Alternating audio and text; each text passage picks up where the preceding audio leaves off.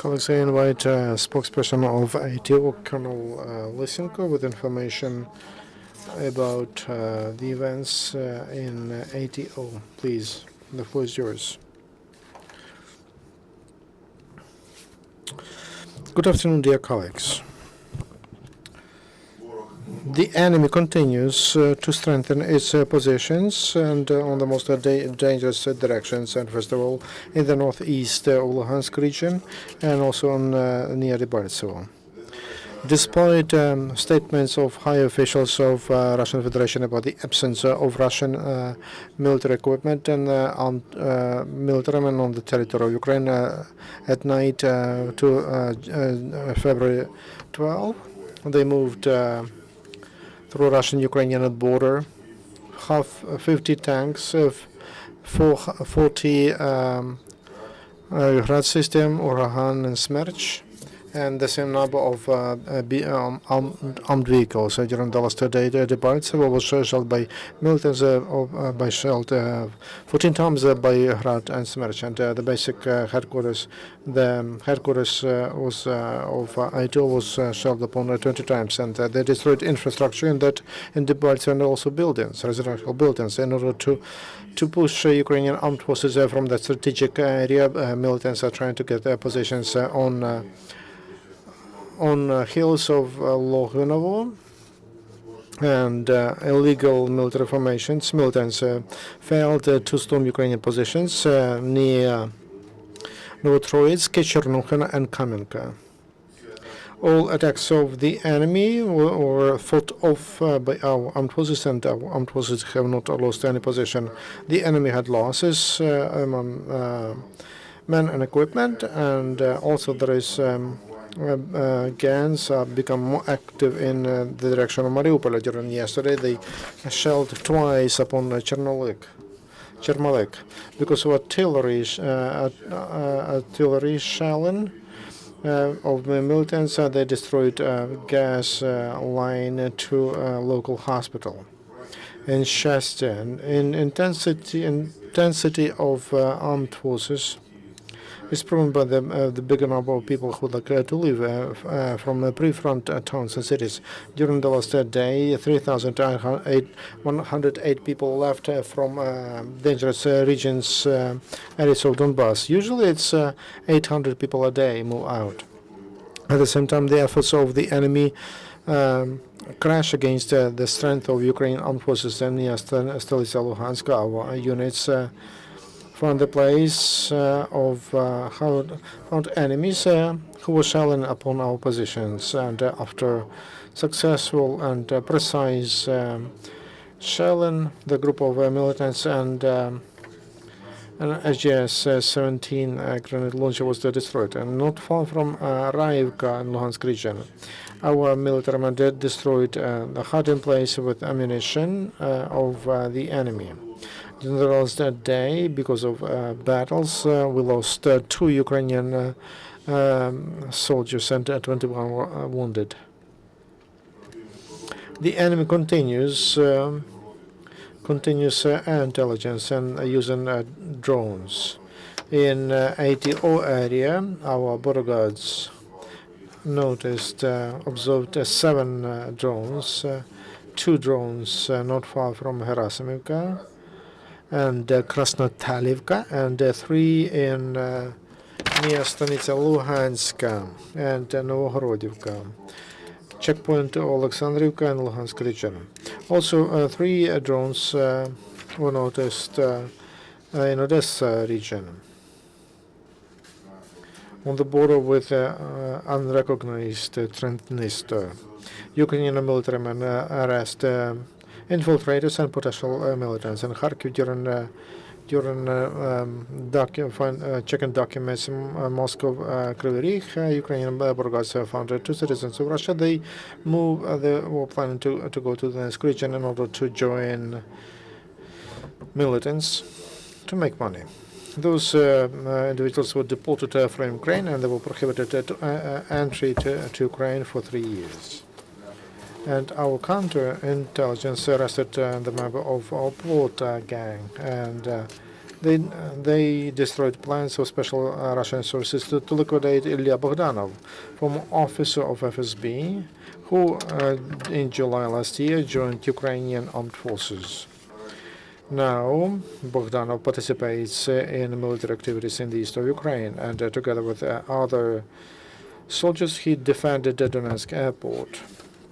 SBU officers and found a SVD sniper's rifle and also cartridges for that work.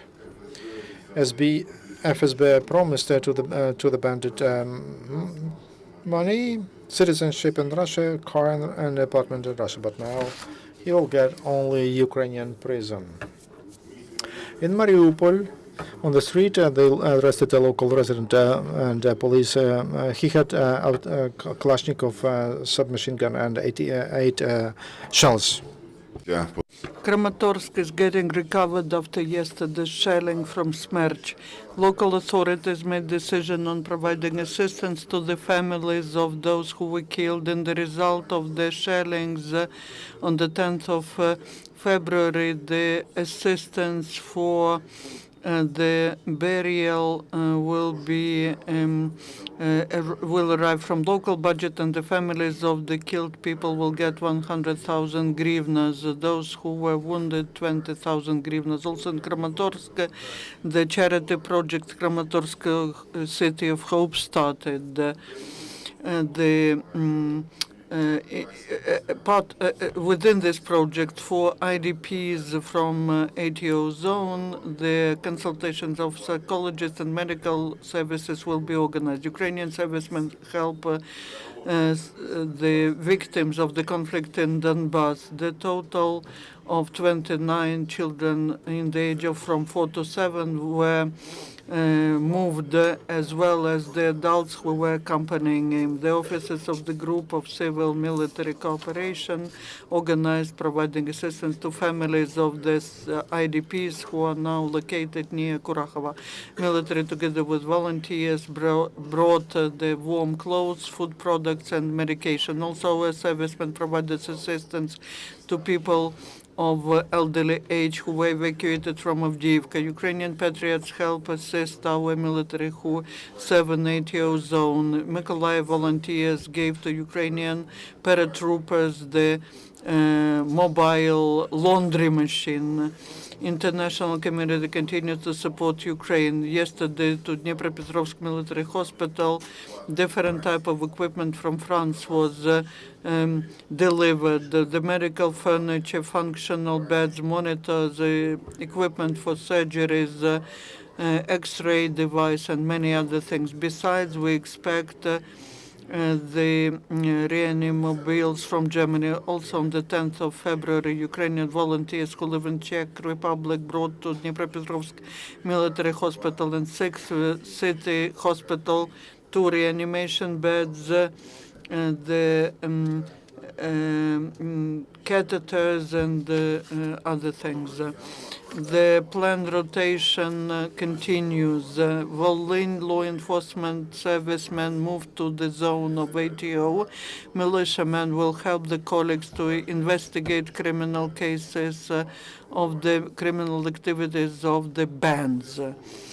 In relation with the information war of Russian Federation against our state, today the Verkhovna Rada of Ukraine approved the resolution on temporary suspension of accreditation of journalists and technical workers of some mass media of Russian Federation in the bodies of in the state bodies of Ukraine. The document provides for temporary until the decision on completion of ATO is made to suspend the accreditation of journalists and representatives of some mass media of Russian Federation in the state authorities of Ukraine.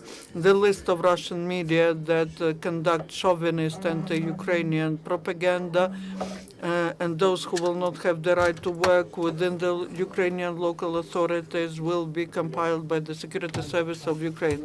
This is it for now. Your questions, and before you ask questions, the events which were taking place yesterday and today in Minsk will officially be commented by the senior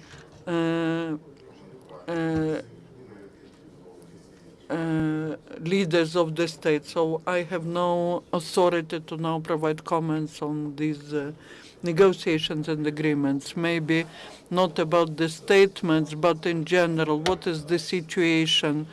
How the intensity of shellings has decreased? How has it changed in the recent times? Is it realistic to achieve truce by the 15th? And what's happening in Mariupol direction? Is the offense continuing? We can all state that we have less of shelling. During the previous day, we have the same results, the same number of shelling. Like during the previous days, 114 shelling in upon 33 towns. So we cannot speak about reduction of shelling as to the south direction.